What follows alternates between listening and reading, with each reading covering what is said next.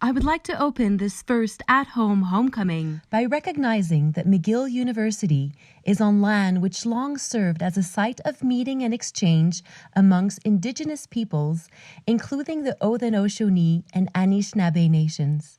We acknowledge and thank the diverse Indigenous people whose presence have enriched this territory on which peoples of the world now gather.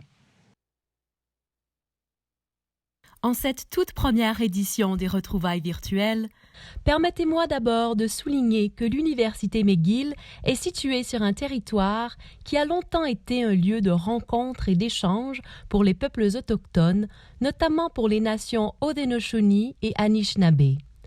Nous saluons et remercions les divers peuples autochtones qui ont enrichi de leur présence ce territoire qui accueille aujourd'hui des gens de partout dans le monde.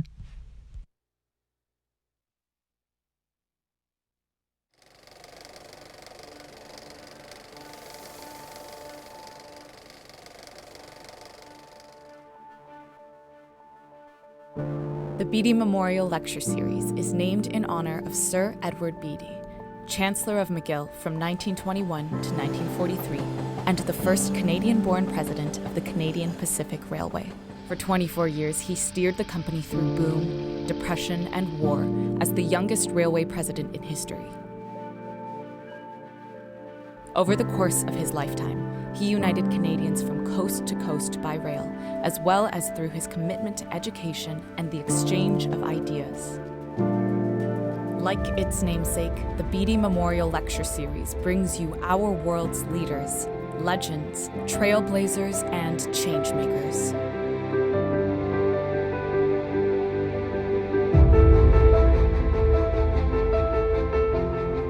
I mean, it's inconceivable for any Western democracy to subsist even for 10 years more if we didn't have, through progressive taxation, a steady transfer of resources from rich people to poor.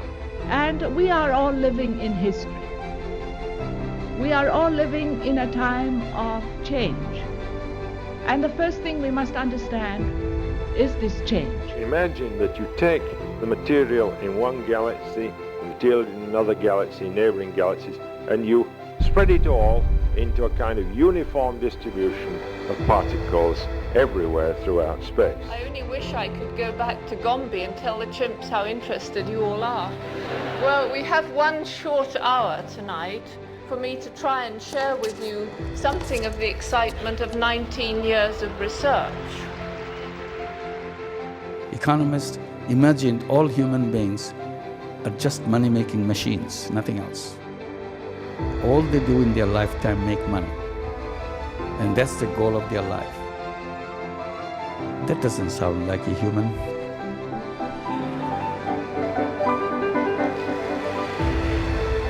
I'm going to introduce a word here, citizen efficacy, the sense that people have as a citizen, they can really do something, right?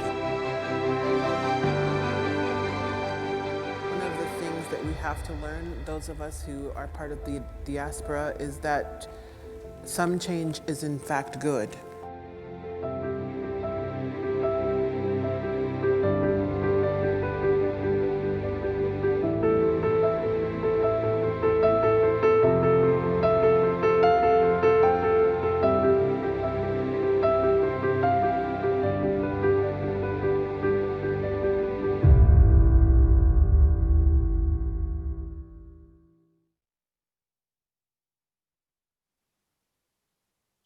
Good afternoon and bienvenue. I'm Sean Henry and I'm glad to serve as MC for this very special event, the 2020 Beatty Lecture with Steven Pinker. The video we just viewed provides an inspiring review of the Beatty Lecture's historical importance to McGill and to Montreal for 66 years. Today's event is also one for the history books, the first ever virtual Beatty Lecture. Now I would like to welcome McGill's 17th Principal and Vice Chancellor, Suzanne Fortier, to say a few remarks. Merci Sean et bonjour et bienvenue à tous. C'est vraiment un plaisir de vous accueillir à cet événement de notre fin de semaine de retrouvailles. It's great to welcome all of you from all over the world to our first virtual homecoming at McGill. Of course, we miss having you in person. but it's truly been uplifting for all of Beatty us to lecture. see How how I our would community has come to McGill's together, 17th principle and vice how we chancellor have uplifted one another in these very difficult times, as McGillians do in difficult times. So merci beaucoup de votre appui durant Suzanne cette Fortier to période say. difficile.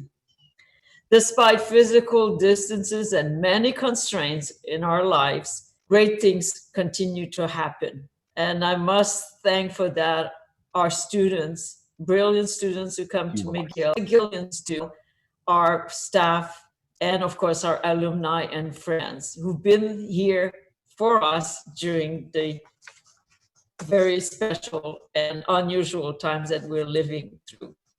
We're preparing for our third century at McGill.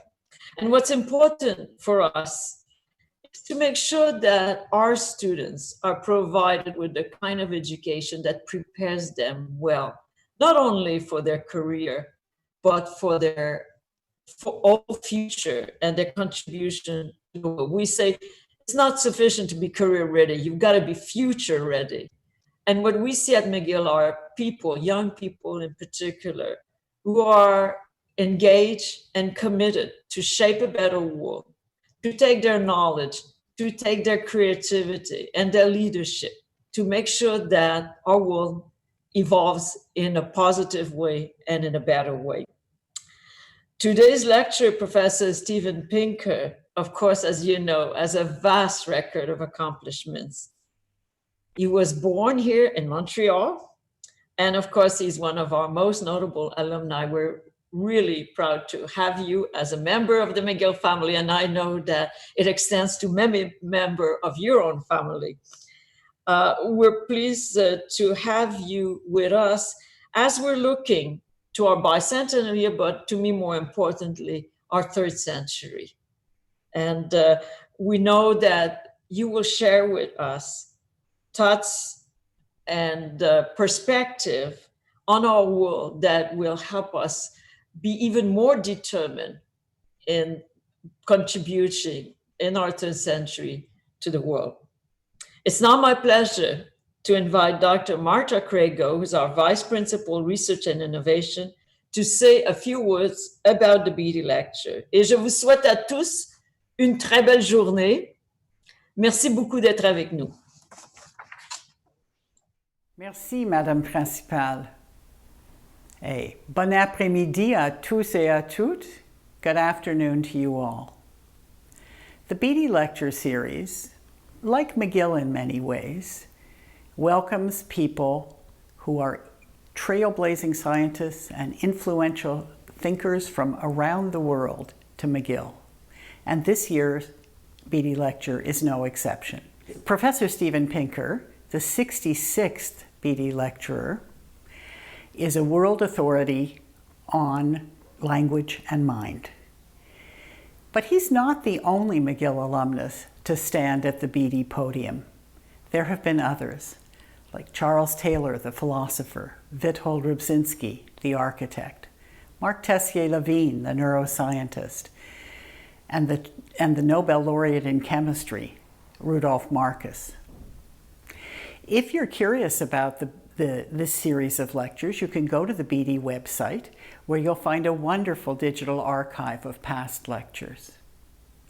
In addition, this year's Beatty Lecture 2020, which is a part of the at-home homecoming, has been certified as a virtual sustainable event by the McGill Sustainability Office.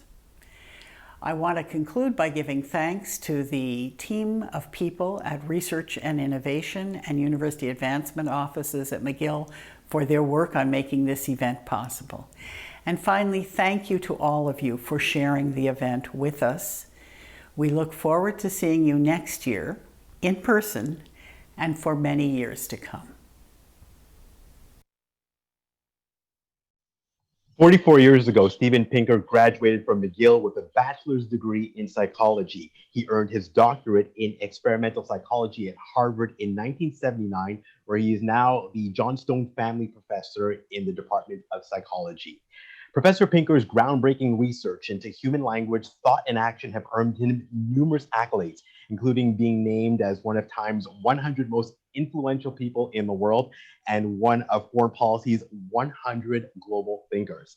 He is also a best-selling author whose books have earned him 2 Pulitzer Prize nominations. His most recent book, published in 2018, is Enlightenment Now: The Case for Reason, Science, Humanism, and Progress. It now gives me great pleasure to introduce Professor Steven Pinker. Bonjour, good afternoon. Principal Fortier, Professor Crago, Martha, Mr. Henry, Sean, fellow members of the Greater McGill community. The first year of the third decade of the third millennium would not appear to be an auspicious time to talk about human progress. We are in the midst of a global pandemic. We see threats to democracy on this continent and on the world stage. In many countries, including my adopted country, we're living in the worst period of political polarization since the Civil War. Our country and many countries have been forced to confront their history of racism and bigotry, and many countries have seen the worst urban unrest in half a century. Nonetheless, I plan to speak to you today about the concept of progress and enlightenment in the 21st century. I hope to talk about what progress is, what causes it when it happens, how we might continue it.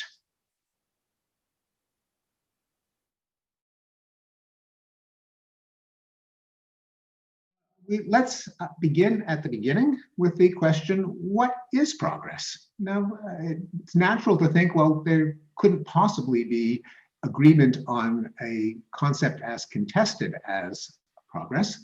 But in fact, I think it's rather easy to characterize, namely improvements in human flourishing.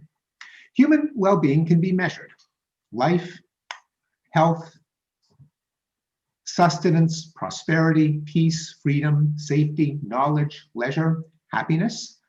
If they have increased over time, I submit that would be progress. Well, let's go to the data. Beginning with the most precious thing of all, life itself.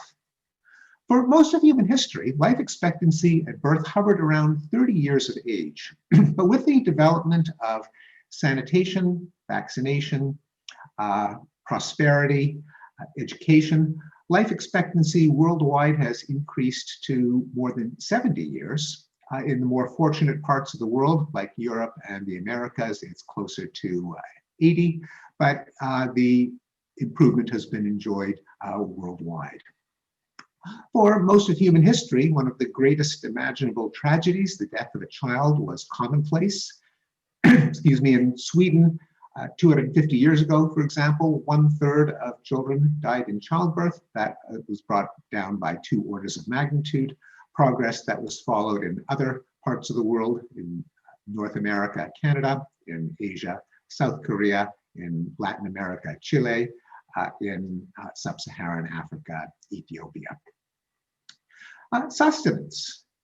Famine was one of the 4 horsemen of the apocalypse and could visit any part of the world with little warning, bringing death and misery in its wake.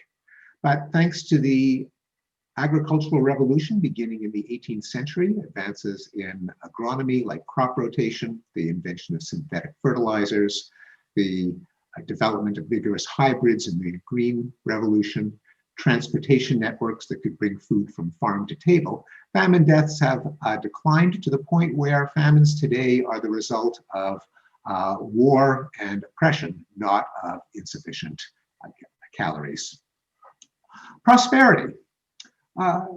Poverty needs no explanation.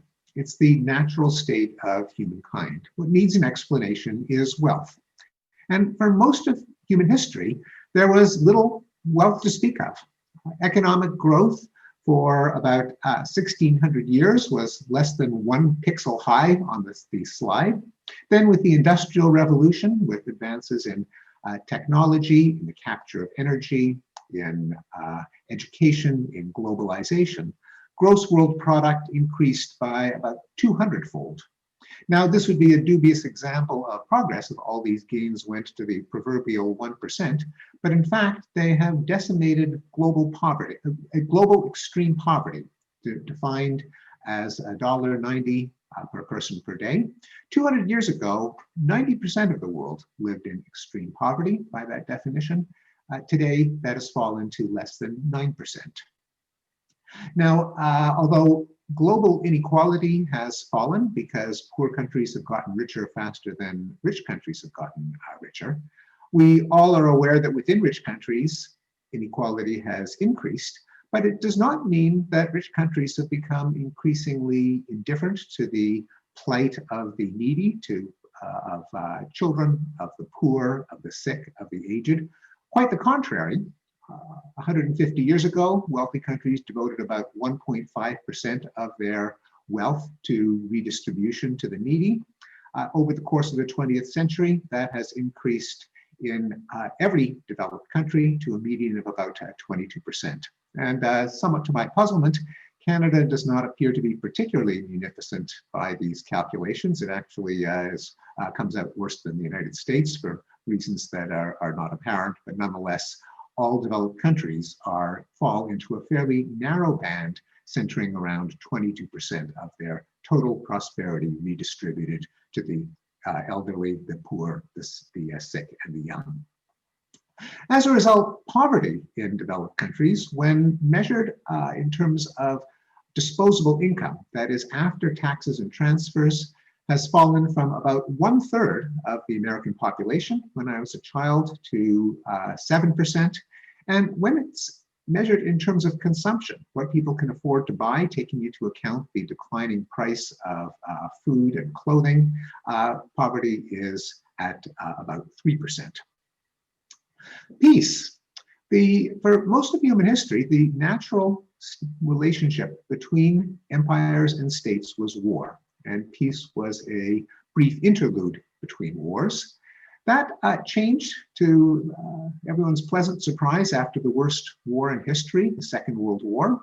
Since 1946, the year after World War II, the rate of death in battle across the world's population has fallen from 20 per 100,000 per year to less than 1 per 100,000 per year, with some sickening lurches corresponding to the Korean War, the Vietnam War, the Iran-Iraq War, and most recently the Syrian Civil War, but with an unmistakable downward trajectory. Freedom and rights. We have all read with alarm about the erosion of democracy in countries like Russia and Turkey and Hungary and indeed the United States. Nonetheless, if you count up the number of countries that are democratic and autocratic, scale them by how democratic or autocratic they are, you see that over the past couple of centuries, there has been a massive increase in democracy. And we are in this decade, despite some backsliding, we are living in the most democratic period in the history of the world. Lest this seem incredible to you, I can just recall back to my student days at McGill University, the world had only 31 democracies. Half of Europe was behind the Iron Curtain and ruled by totalitarian communist dictatorships.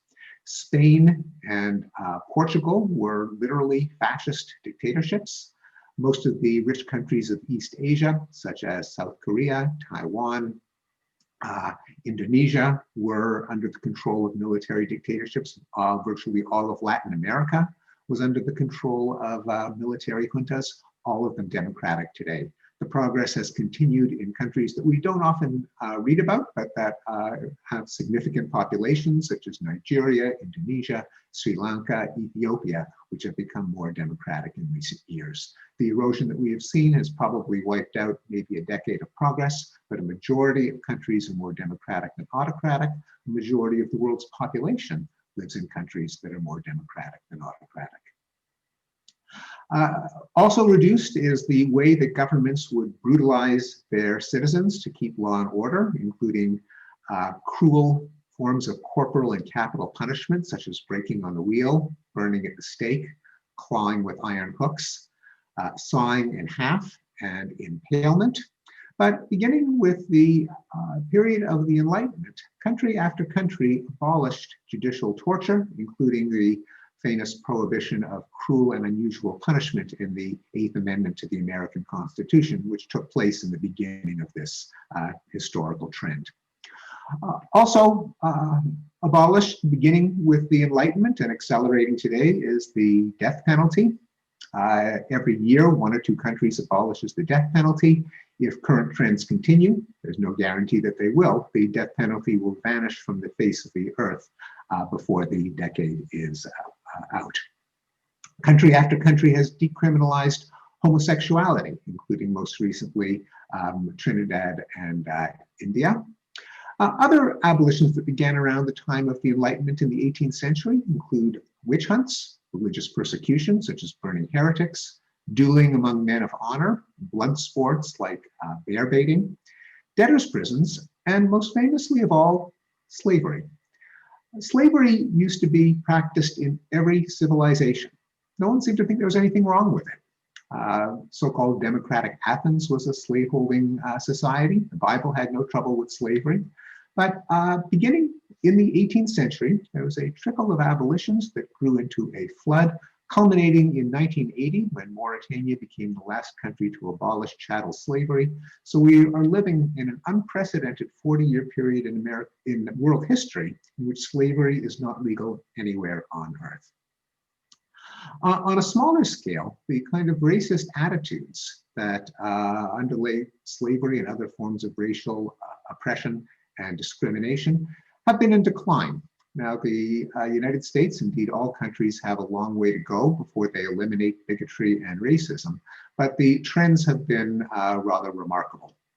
My colleague Larry Bobo at Harvard University, for example, has shown that expressions of overt racism among whites in the United States have plunged, such as opinions on whether Black and white students should go to separate schools or whether people would move out if a Black family moved in next door, have fallen into the range of crank opinion.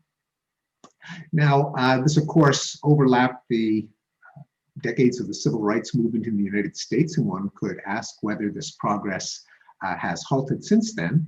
My colleagues Tessa Charlesworth and Mahzarin Banaji have tracked expressions of overt hostility to African Americans, and have found that just since 2008 to the present, overt racism has continued to be in decline, indeed has accelerated during the administration of Donald Trump, despite his and his followers' expressions of racism.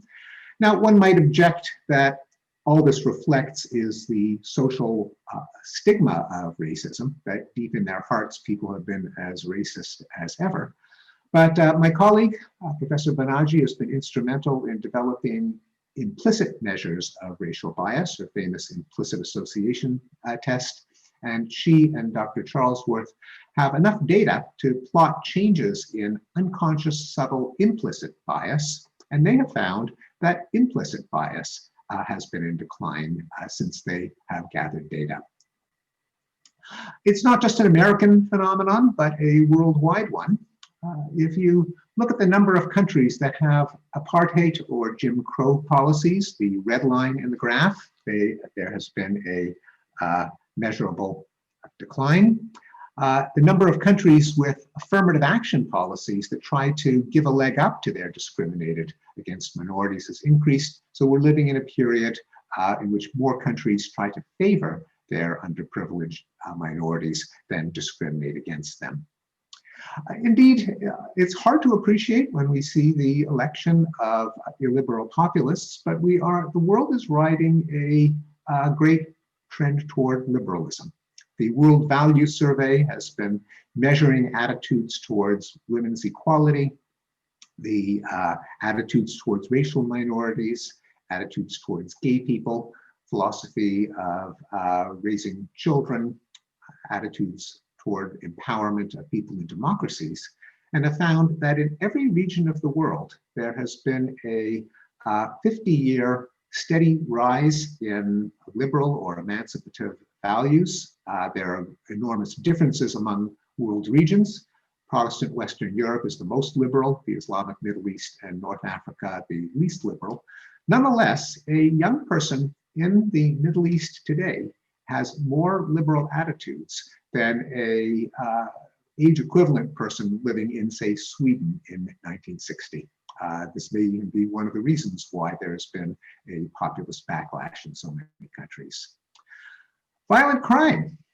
In any region that lives in a state of anarchy, there are high rates of predation and brigandage, leading to vendettas and blood feuds and violent self-defense.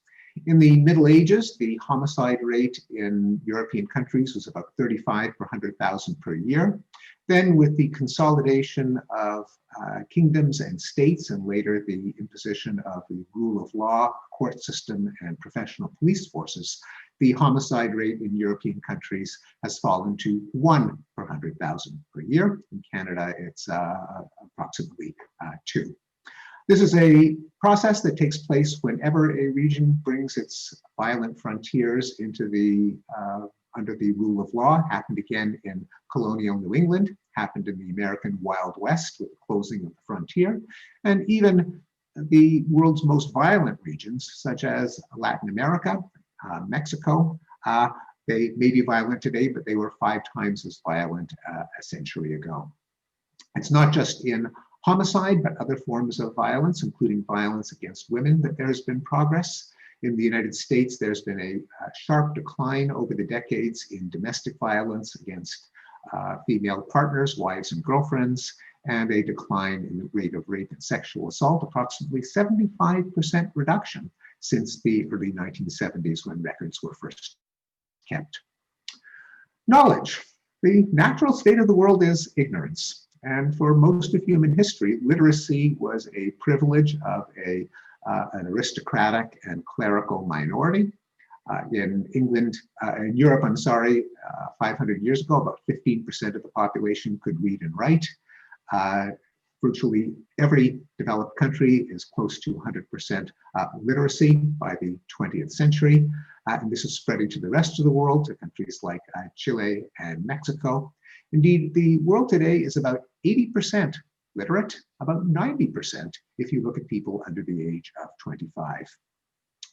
Not just boys, but girls. 250 years ago, only 6 British women could read and write for every 10 men who could. Britain has achieved universal literacy by the turn of the 20th century, and the world is very close to that milestone, very close to 50-50. Even the most benighted countries when it comes to educating girls, such as Pakistan and Afghanistan, have shown dramatic progress, which is continuing. Thank you, Malala.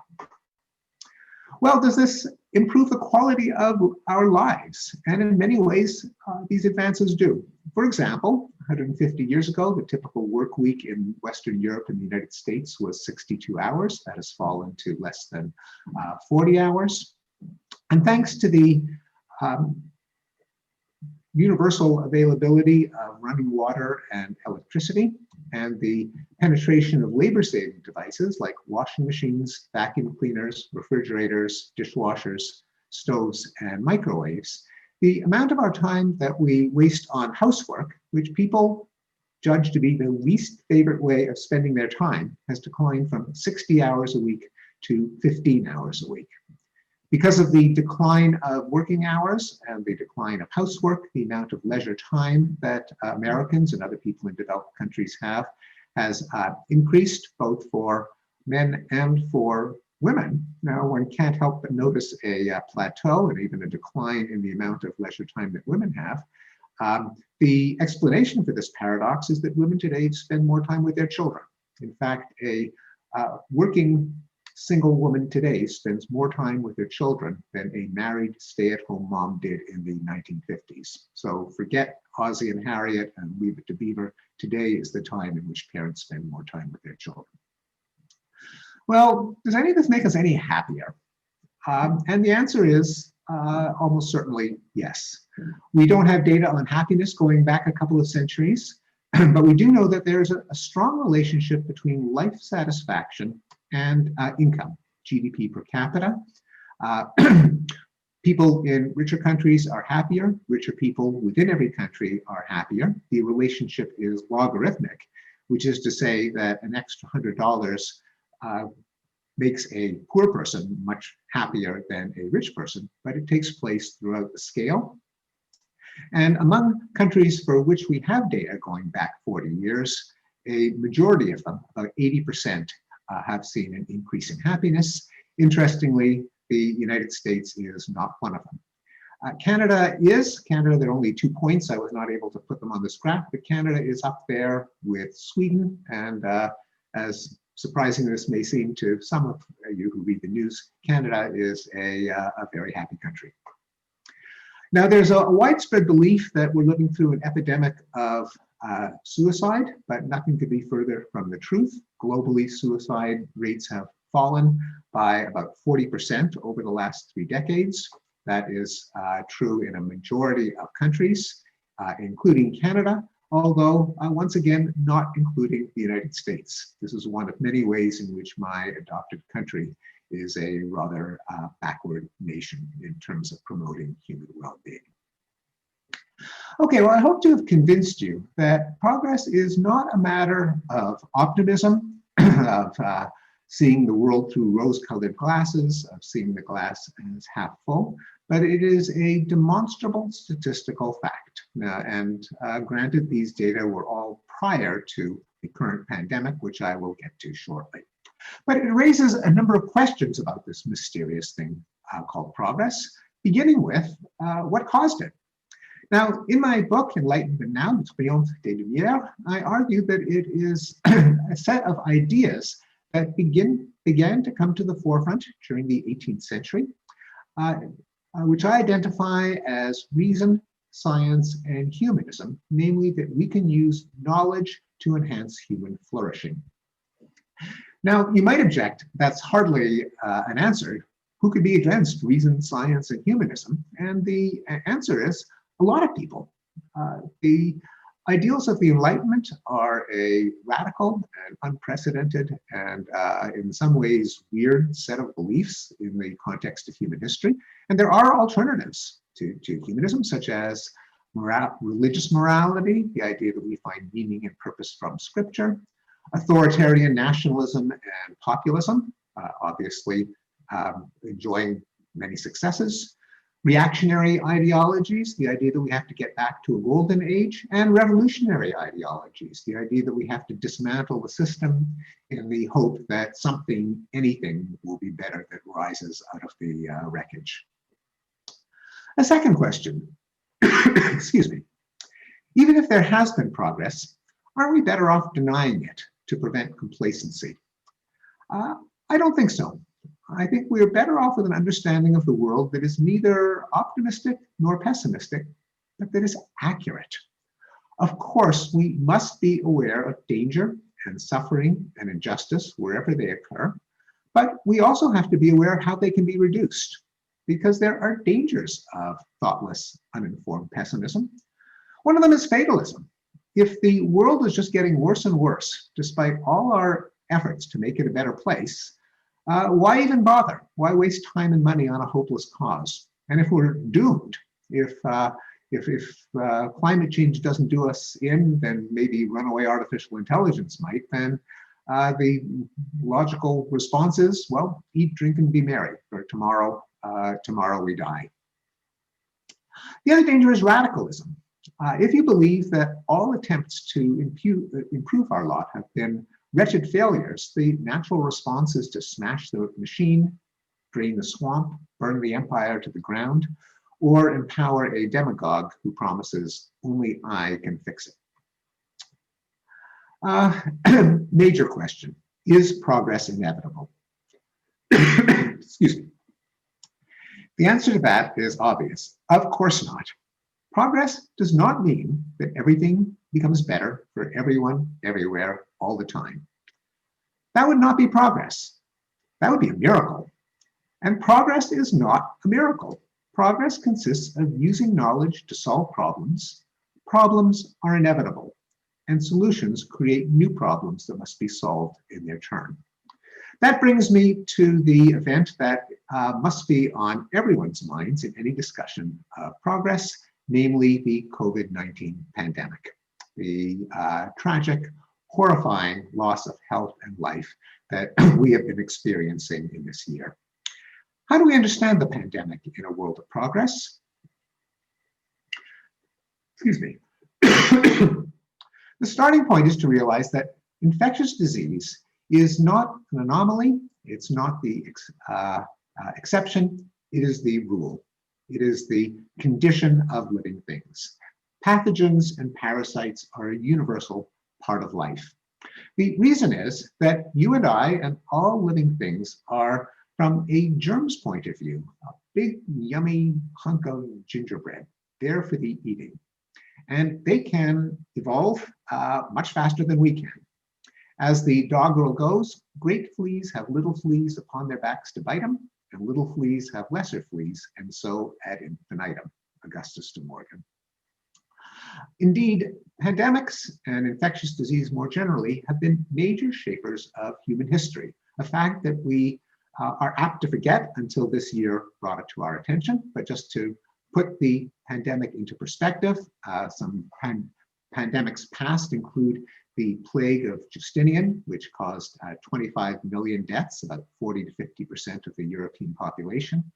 The Black Death killed 75 to 200 million people. We don't know for sure, maybe 10 to 60% of the population of Europe.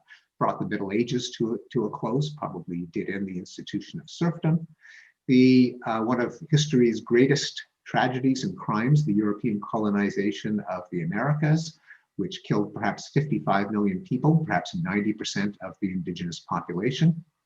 In Asia, the third plague pandemic in 1855 killed 12 million people in India and China. In this century alone, smallpox killed 300 million people. The Spanish flu a century ago killed 50 million, and the HIV/AIDS epidemic killed perhaps 32 million. Now, I don't want to say that there's anything bright or optimistic about the COVID-19 pandemic. It has killed 965,000 people so far, and it is surely going to kill many more. But it is worth keeping in mind that we have perhaps been lulled into a state of amnesia about what pandemics have done on the historical stage. Now, there's no question that this pandemic will set back progress. Pandemics do set back progress, at least for a while. Just to give you two examples from past pandemics. We, of course, don't know what the damage will be from COVID-19 yet, though we know that it will certainly make a dent in longevity, in prosperity, perhaps not in peace and human rights, but certainly in material well-being. But this graph, which shows life expectancy at birth over 140 years in a sample of developed countries, includes a major notch. First time I saw this graph, I saw, oh, this reminds us of the tragedy of war. This is what World War I did to the population. Wrong. Wars are actually kill few people compared to disease. Indeed, the worst death toll during wars comes from the disease that they bring in their wakes. But these notches in life expectancy are the results of the Spanish flu. More recently, I'm going to show you a slide that I presented quickly early in the talk, highlighting not just life expectancy at birth globally, but in Africa. That horrific notch that you see is the result of the HIV/AIDS pandemic. The development of antiretroviral drugs and programs to make them available cheaply have led to something of a rebound, although HIV/AIDS continues to exact a terrible toll on the African continent. Well, how do we defend ourselves against infectious disease, given that they are a part of life? How come we're not all dead? Evolution has given us some weapons to fight back against the ever-present danger of pathogens and parasites. They include, of course, our immune system. Sexual reproduction, a great mystery for biology, why we waste half of our offspring on males, whereas it's females who are the variety of living things that actually do what life does, mainly reproduce. And one of the plausible answers is that sex is a way to make our children genetically different from ourselves to try to keep one step ahead of rapidly evolving pathogens and parasites. The emotion of disgust is our primitive form of epidemiology, of staying away from disease vectors like vermin and bodily effluvia. And it's plausible that a lot of our xenophobia is a way of staying away from people who might be carrying diseases against which we have no defenses. These are nonetheless, some of them primitive and all of them inadequate to the current challenge. And we have bolstered them with modern defenses, namely reason, science, and humanism, the ideas, the tools of the Enlightenment. It's often forgotten prior to the pandemic how much progress humanity has made against the ever-present scourge of infectious disease. Of course, until this year, infectious disease had long receded as a major cause of death in rich countries. We tend to die of heart attacks and strokes and cancer instead of yellow fever and typhus. Infectious disease continues to be a major source of morbidity and mortality in the developing world, but it has been in encouraging decline. The childhood deaths from the 5 most lethal infectious diseases have all been decreasing: pneumonia, diarrhea, malaria, measles, and HIV/AIDS. We are currently living through the beginning of a battle of Enlightenment ideals versus COVID-19. Reason and science have made already astonishing inroads. We identified the pathogen within days of discovery of the epidemic. Notwithstanding various cranks and conspiracy theories, the governments of the world agree that it is due to a virus, not divine retribution, evil spirits, Jews poisoning the wells, foul-smelling miasmas, but we converged on its cause astonishingly quickly.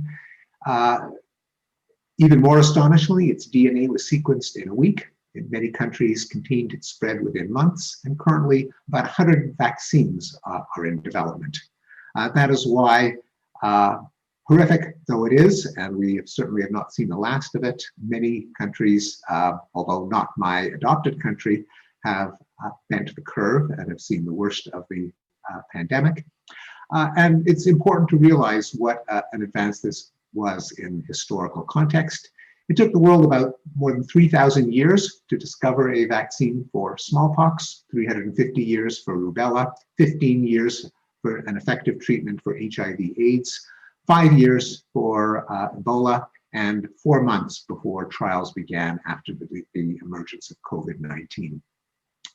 A Canadian angle that I will just plug before I wrap up is the organization One Day Sooner, which has been petitioning the Canadian government to accelerate challenge trials that would allow altruistic healthy volunteers to expose themselves to candidate vaccines to bring the day of bringing COVID under control one day sooner. You're all encouraged to go to petitions.ourcommons.ca to petition E2845 if you think that this is something worth petitioning our parliament to approve.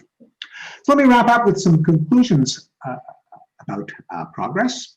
First is that progress is a real phenomenon. It is not a matter of optimism, but it is a demonstrable fact that is hidden from us as we read the news, which is a highly non-random sample of the worst things happening on Earth on any given day.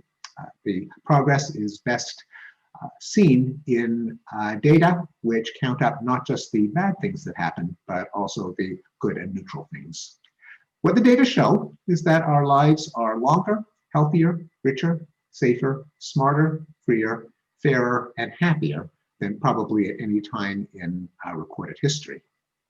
Terrible problems remain, unquestionably. Progress is not the same as perfection. But the existence of problems today does not mean that there has been no progress, because in most cases, the problems of yesterday were worse. As Franklin Pierce Adams said, nothing is more responsible for the good old days than a bad memory. Finally, progress is unnatural.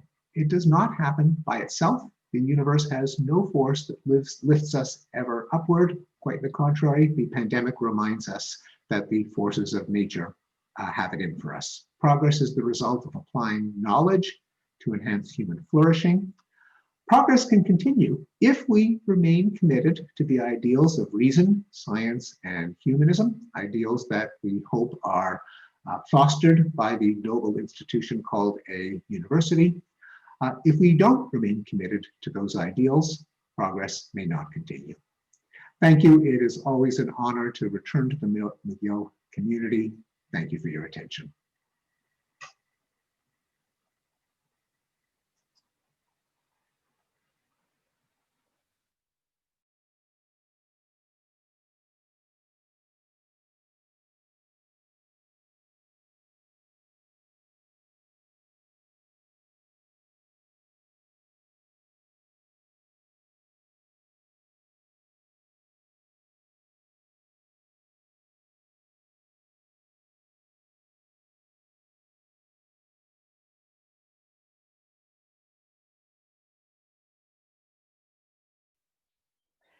Thank you, Professor Pinker, for your lecture. So as you know, we have a question and answer period coming up. And I guess we'll start off with the first question. You said that the data you've presented is not looking through rose-colored glasses, but demonstrable statistical facts. There are people who disagree with you, who say that you've chosen your facts to arrive at a certain conclusion. What do you say to them? Well, no, it's not true. The data sets that I chose have been presented from in their entirety. I certainly have not cherry-picked the good trends, and one can see from the ups and downs in the graphs that the progress doesn't always happen. The data show that sometimes some things can get worse. There can be pandemics. There can be recessions of democracy, such as in the from the 1940s through the 1990s. There can be periods of increased death in war, such as the Vietnam era and the Syrian civil war. So no, these are data on the what I think everyone would agree would be the most important dimensions of human flourishing, namely life, health, peace, safety, education, and happiness. And the data are shown in their entirety. Now, I will add one amendment, is that what I did not show, at least in this version of the talk, although there's a chapter in Enlightenment Now, and when I'm asked to speak for an hour, on the state of the environment, particularly in greenhouse gas emissions, there we have not made progress. It's getting worse. There are other areas that I discuss in Enlightenment Now, the Triomphe des Lumières, in which also there has been far less progress than we would want, such as the proliferation of nuclear weapons. I should add that the world's nuclear stockpile has come down by 85%, but it still represents an intolerable threat. Habitat loss and species extinction would be another area that I did not speak about this afternoon, but do in the book. That having been said, would also be a mistake to say when it comes to the environment that there's been no progress there either, because in developed countries, measures of air quality and water quality have improved, with the exception of greenhouse gases. But particulate matter, sulfur dioxide, oxides of nitrogen, and so on, thanks to anti-pollution measures beginning in the 1970s, have made a difference. The reason that I mention that is not so much to put again, to see things through rose-colored glasses, to say everything is great, but just to remind people that anti-pollution laws and technologies actually do make things better, which is all the more reason that we should redouble our efforts. There's some cynicism as to whether we should even bother to reduce pollution, but the reason that I highlight the improvements that have been made is to underscore the fact that yes, they do work. I have a sub-question before we get to some submitted questions. Is there something missing, or is there some context missing from the data you've shown? And I mean, I've read your book, and just an example off the top of my head, where you talk about the retirement age being 62, right? And I'm wondering if there's extra information missing from that. For example, how many people have retired at 62 and it was a planned retirement? How many people retired because of illness or because they lost their jobs? Is that kind of information missing from the data that you've presented? Well, in all cases of data, you're absolutely right that we have to interrogate what the data measure and what they don't measure. And you're absolutely right that numbers by themselves have to be interpreted in terms of what you're counting, what you're not counting. Most obviously, say in the case of employment figures, unemployment figures, where unemployment in the United States is close to a record low, but unemployment as defined by economists leaves out people who are not even looking for a job. And so that would be a case where one would have to add to the numbers the size of the workforce. In the case of retirement, there, I think the news is mostly good. That in developed countries, old people are doing pretty well. That is, especially by historical standards. Indeed, one could argue that in many countries, especially the United States, far too much of society's resources are being redistributed to affluent older people at the expense of people in their working years. So the answer is yes, we've got to take a close look at the numbers. In the case of retirement, that's not where I think the deepest problems are. They're more for younger people. Absolutely. And that said, in the United States, he said the average age for retirement is 62. It's 1 year older in Canada. So we're staying in the workforce a little longer. I have a question from an alumnus, Noah. Professor Pinker, much of your scholarship in Blank Slate, Better Angels, and Enlightenment Now discusses how institutions that create the right incentive structures can curb the worst excesses of human nature. In Blank Slate, you also discuss the ways that woke dogma has created an increasingly restricted range of acceptable opinions, a trend which has only been exacerbated since. I'm curious if you have an opinion on how academic institutions and the media could reform their structures to foster richer dialogue and curb the tribalistic instinct to silence and shun dissenters. Oh, it's a pointed and excellent question, because indeed I'm an unlikely person to champion human progress, because I also believe in human nature and all its ugliness. I don't believe that we're blank slates. I believe that evolution left us with a number of rather nasty traits. The reason that I could talk about progress with a straight face at all is that I believe that human nature is complex, and it also has some positive elements, what Abraham Lincoln called the better angels of our nature, which I stole from my book title On the Decline of Violence. And indeed, given that human nature is what human nature is, it has its demons, it has its angels, how could progress be possible? And the answer is through our institutions, through our norms that try to bring out our better angels, that allow us to collectively bring about outcomes that none of us individually could. And they absolutely include free speech, freedom of inquiry, sensitivity to empirical data, for the obvious reason that all of us want to be right. Not all of us can be right. None of us is infallible. How do we nonetheless collectively get at some approach the truth? And the answer is we get to criticize each other. Someone can float an idea, someone else can say it's full of malarkey. When that is disabled, then there's the danger of slipping into dogma and extremism. And indeed, it is a worrying sign that both autocratic governments and illiberal tendencies in universities of all places are in danger of cutting off that dialogue, that mutual criticism, the norm of broaching hypotheses and evaluating them that is essential to progress.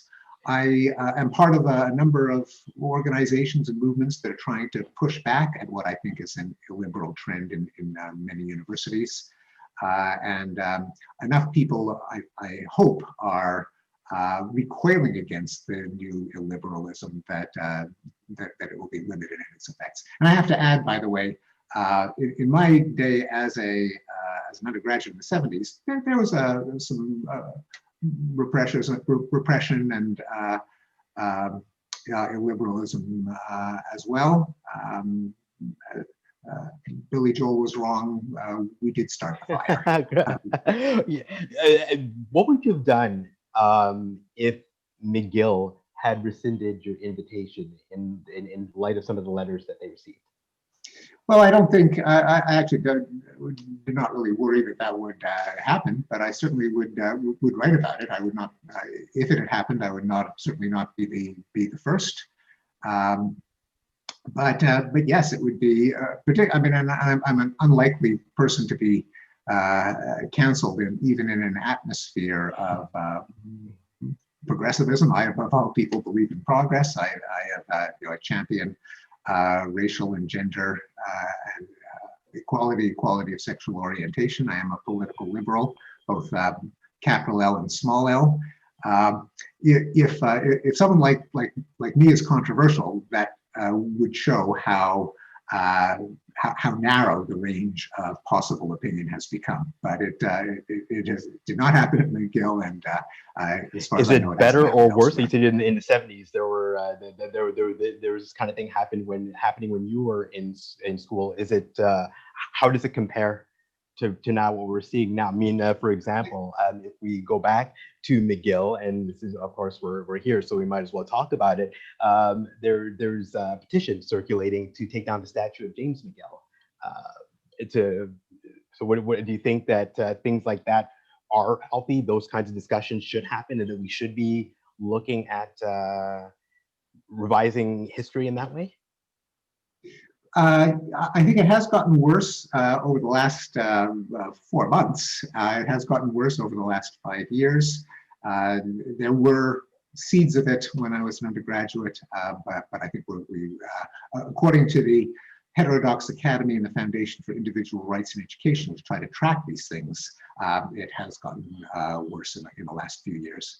In terms of pulling down statues, I think that that's a product of miseducation, not because our illustrious ancestors did good things and were good people, but the question of whether they were good people or not, it betrays a kind of, I think, misunderstanding of the historical process and indeed of our own psychology. I think psychologists will say that one of the greatest of all of our fallacies is the fundamental attribution error.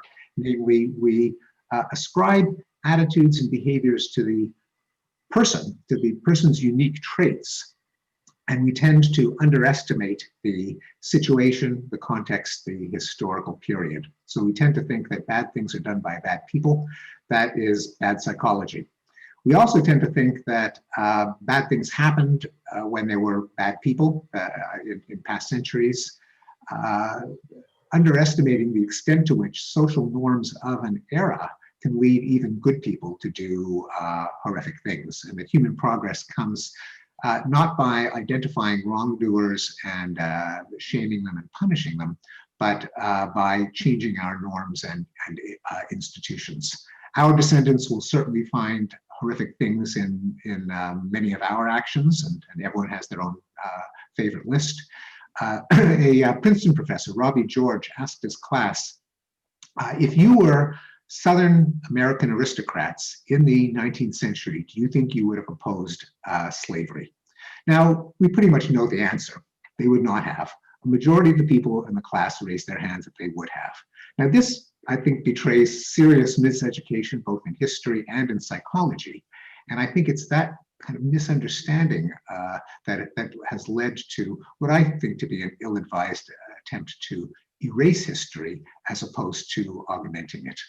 A plaque next to a statue that reminds people of the actions of that individual in that period would be completely appropriate. But retroactive punishment for what happened in the era strikes me as lacking historical consciousness. All right. We have a question from Benjamin, who's an alumnus as well. He says, as a Frenchman working for the European Commission in Brussels, I'd be interested to hear your views on the European project. This attempt to bring people closer together that has materialized with the European Union. Do you see it as an ever closer union, little more than a single market, or a Babylonian discord? In general, I'm very sympathetic to international organizations. The United Nations, for all its idiocy and follies, and there's been a lot. has been good for the world. The European Union, for all its bureaucratic excesses. In particular, this conclusion comes from asking the question, why has the world enjoyed the long peace? The period since 1945 in which great powers no longer go to war, rich countries don't fight each other, countries in general fight each other much less.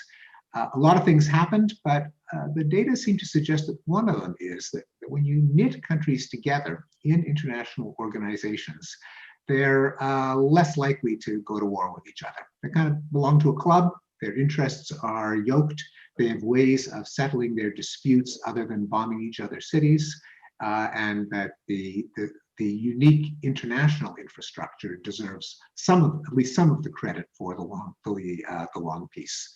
I don't think that the European Union will ever erase national distinctions.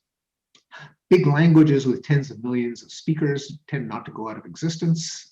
People become bilingual, as our own province made clear early on, but they tend not to lose their language if they're populous enough to begin with. So we're going to see something that is not quite the United States of Europe. I don't think we'll ever see a world government, but we will see something that's not quite a nation, but that has some of the functions of a condominium, of a social contract above the level of the nation state, a positive development.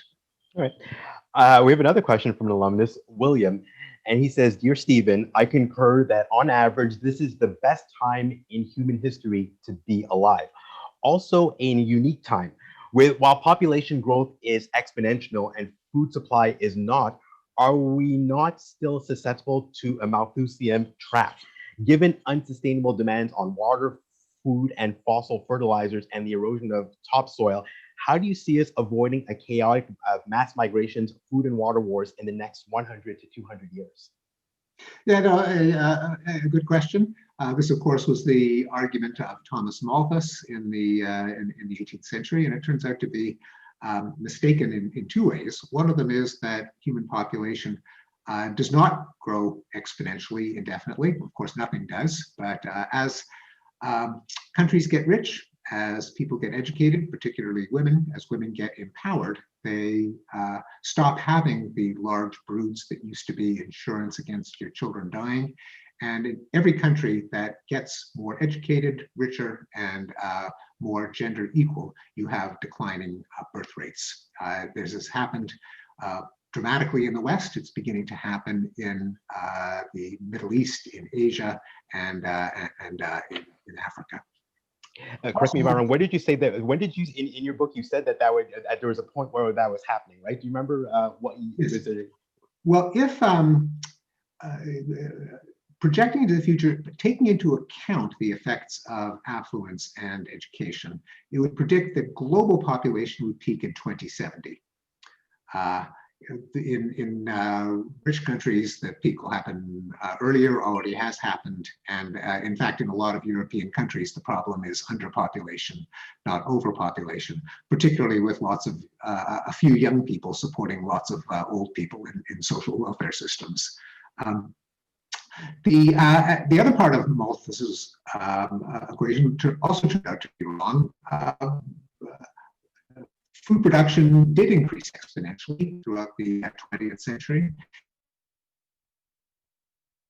And with advances in precision agriculture, if the world emulated, say, Israel, then demand for fertilizer and water could go down. Again, those are big ifs. This is not to minimize some of the environmental challenges. Certainly fresh water, drinking water is a problem in parts of the world that rely on fossil water, which is a finite resource.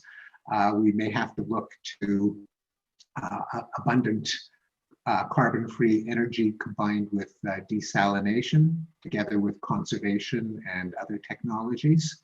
And as I said, I don't want to say that, that we're anywhere close to solving the more acute problem of greenhouse gas emissions. I do believe it's a solvable problem, but we are currently not on track to solve it. We ought to be. It should be a major issue. And I'm hoping there'll be another question from Karen, an alumna. Professor Pinker, in Enlightenment Now, you support your claim that racist violence against Black people plummeted in the 20th century by citing a drop in hate crimes as reported by the FBI. Given that only 12% of law enforcement agencies participated in the FBI hate crime statistics program in 2016, and that it is up to these agencies to properly identify hate crimes, how do you defend your reliance on these statistics? Wouldn't it be a better measure of progress to be informed by the direct life experiences of Black people? Yes and no. You're correct that the FBI data are extremely limited. They're the best data that we have, but indeed they underestimate almost certainly hate crimes for the very reason that you mentioned. A question that we don't know the answer to is whether the trend over time is biased. Namely, are there fewer and fewer police agencies that are reporting data, which would result in an artifactual illusion of decline of hate crimes, or have the errors been more or less constant, or going in indeed the opposite direction? So yes, that conclusion has to be tentative in light of the limitations of the data. But the answer is no, we can't. Instead, as an alternative, rely on the life experiences of particular people, because it matters enormously whether the violence, the oppression that happens to them happens to, say, 5 people in a given year or 5,000 people in a given year. The attempt to base our understanding of the world on single instances, I think, can lead to grave mistakes, as much as any victim of any kind of violence deserves our sympathy and protection. We do have to understand the world through data. Otherwise, we can make terrible mistakes like overreacting to terrorism, which kills a very small number of people per year, but has led to erosion of civil liberties, to massively destructive wars, and other disproportionate reactions. Similarly, whatever the measure is, including hate crimes, the answer is better data, not more attention to single cases. Mm-hmm. Towards the end of your talk, you said nothing is worse for the good old days than a bad memory, correct? Who said that? Who said it? Okay. I just want so I want to read a passage from your book, and I had a question after that. It talked about the 1945 to 1960, and it said in that era everything seemed great. Belching smokestacks were a sign of prosperity. America had a mission to spread democracy around the world. The atom bomb was proof of Yankee ingenuity. Women enjoyed domestic bliss, and Negroes knew their place. Though much about America was indeed good during those years, today we see it as a fool's paradise. So I guess my question to you is that what are the chances that we'll look 20, 30, 40 years down the line and see the moment we're living in now, or the last few years, as a fool's paradise? Well, I hope we do. I hope they do, I should say, because there are severe problems that we have not addressed, and that I certainly hope that our descendants will look back on us as united in the same ways, because there are grave unsolved problems. There's the remaining inequities in race and gender, where we've made progress, but not enough. There's the threat of nuclear war. There are forms of cruelty, such as cruelty to animals, cruelty in our prison systems. There's the unaddressed threat of climate change. Our descendants might look back at incredulity and how we drove gasoline-powered vehicles. So yes, I really hope that our descendants will think that we're living in a fool's paradise. My main point is that our ancestors' paradise was even more foolish. Mm-hmm. In the book, you talked about the right and the left. There's a chapter on the right and left. And you talked a lot about the United States, and after U.S. President Donald Trump was elected. And correct me if I'm wrong, you seem to suggest that the right and left want about the same things, but they just have a different way of seeing it. Did I misinterpret that? I think there are illiberal excesses on both the right and left. Currently, the right is worse in the United States because it has power. And it is, as we're seeing in the last few days, there is a movement in the American right to maximize and seize power by any means, often flouting democratic norms and conventions. And so there's, when the President of the United States exemplifies the illiberal right-wing politics, that's a worse problem than if some journalists and academics on the left have also exemplified illiberal policies. I think they're both bad, and they feed each other. Each one is a reaction to the other, and then we can see it in what they say and in the movements that they attract. But we've got to keep things in perspective, and controlling government is a much bigger problem than writing on op-ed pages. If there's another 4 years, and we don't know how the U.S. electorate will vote, but if there's another 4 years of U.S. President Donald Trump, are you still suggesting there might be progress, or do you think that some of the things that we're seeing as problematic, or some of the things that people in the United States are seeing as problematic, will continue or get worse? I think it will be mixed. There will be a regress in many dimensions, in probably in climate, in nuclear arms control, in combating, in public health, in pollution. There's no question that there will be a regression if Trump is reelected. And again, this is not, I don't see this as being in the least bit in tension with the arguments that I've been making, because Donald Trump is our counter-Enlightenment president. The authoritarian populism and nationalism are counter-Enlightenment movements, and progress is not something that just happens by itself. It happens when we have the right policies, the right attitudes, the right institutions. What it will mean is that the United States will cede whatever moral leadership it may have claimed, and that it'll actually be countries like Canada and New Zealand and Western Europe that will be at the forefront of progress. I don't want to think about what will happen if that happens in this country, and I don't expect it will, but it might, and indeed it could be a threat to progress. Mm-hmm. And then where do we go from there? Well, to push back by all democratic means. Well, other countries, of course, have to try to exert at least moral leadership to strengthen international organizations and norms of humanism and democracy and enlightenment. Within the United States, the checks and balances have to be deployed, including Congress and the courts, and popular pressure in the form of petitions and demonstrations and letters to politicians, pressure from the media, pressure from universities. I don't think it would be a pretty sight, but it is something that we might have to be prepared to do in this country. Speaking of the media, I mean, as you know, I work as a journalist, and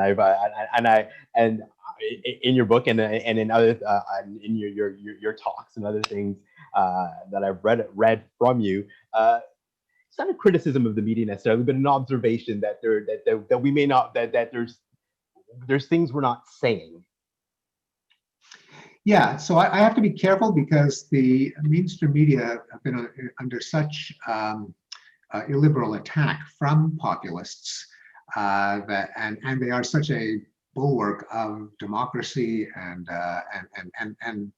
Enlightenment values, that I don't want to join in the chorus that has been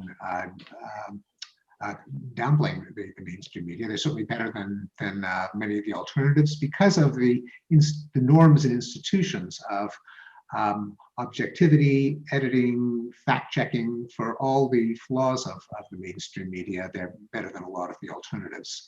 I do think that that the journalists ought to be more data savvy, more statistically sophisticated and numerate, and to be aware of the built-in bias in journalism. This is not a political bias, it's not nefarious, but it's just in the very nature of journalism, that it is bound to give a distorted picture of the world simply by focusing on news, the events of the day. Because bad things can happen quickly. There can be a terrorist attack, a shooting, an explosion. Good things aren't built in a day. They tend to creep up in the data. And if the data are never presented, and we know from cognitive psychology that our impressions of risk and danger are driven by anecdotes and images and narratives, what psychologists call the availability bias, that journalism is always in danger if it is too event-focused in doing what it wants not to do, namely misinforming people about the state of the world. And I would like to see more awareness of how concentrating on particular horrific events like school shootings or terrorist attacks at the expense of day-to-day homicides that get reported to the police that kill far more people, or countries at war versus countries at peace, countries that have become more autocratic versus more democratic. If we had something more like in the news section, like what we have on the sports page, namely a running summary of the statistical state of the world, kind of dashboard of indicators like democracy, like homicide, like other measures of violence.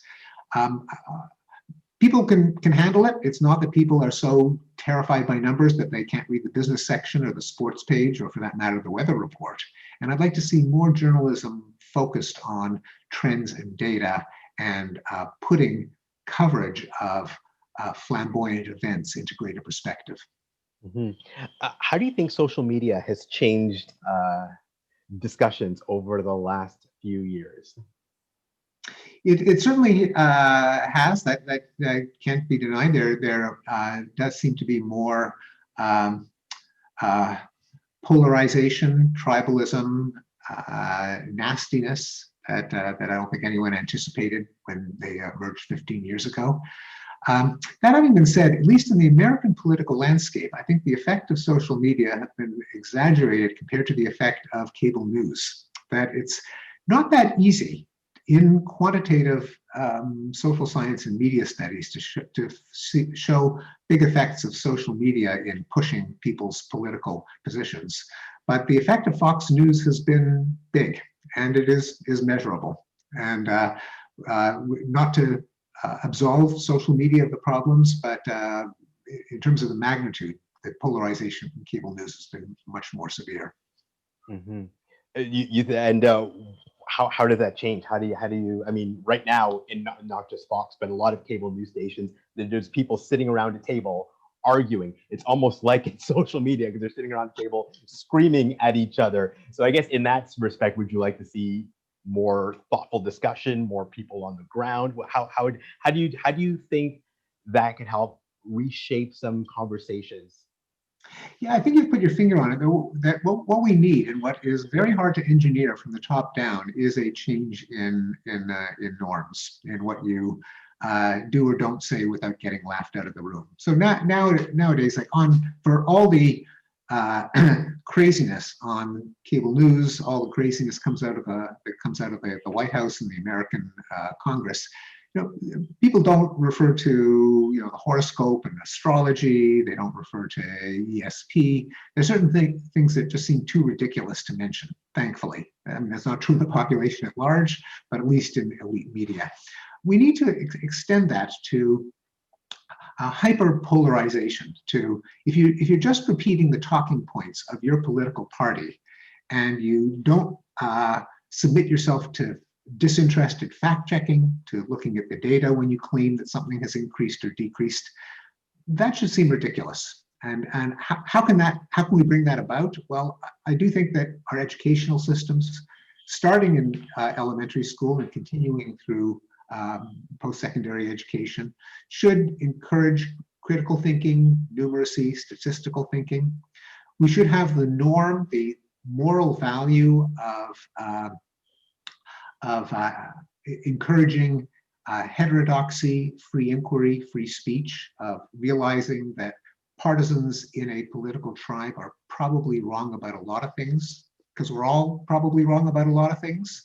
The only way to find out who's right and who's wrong is to put ideas out there, ignore who made them, look at the merit of the idea and test them. That whole system of beliefs and norms, again, can't be legislated, unfortunately. It can only be encouraged by the kind of grassroots phenomena that leads to any kind of social change. And I hope we'll see some of it as people start to get disgusted by the hyperpolarization that we're seeing in the political sphere. And I have to add that for all of the fanatics on both sides, a majority of the population, even in the United States, classifies themselves as moderate, and they are more or less in the center, even though the wings attract all of the attention.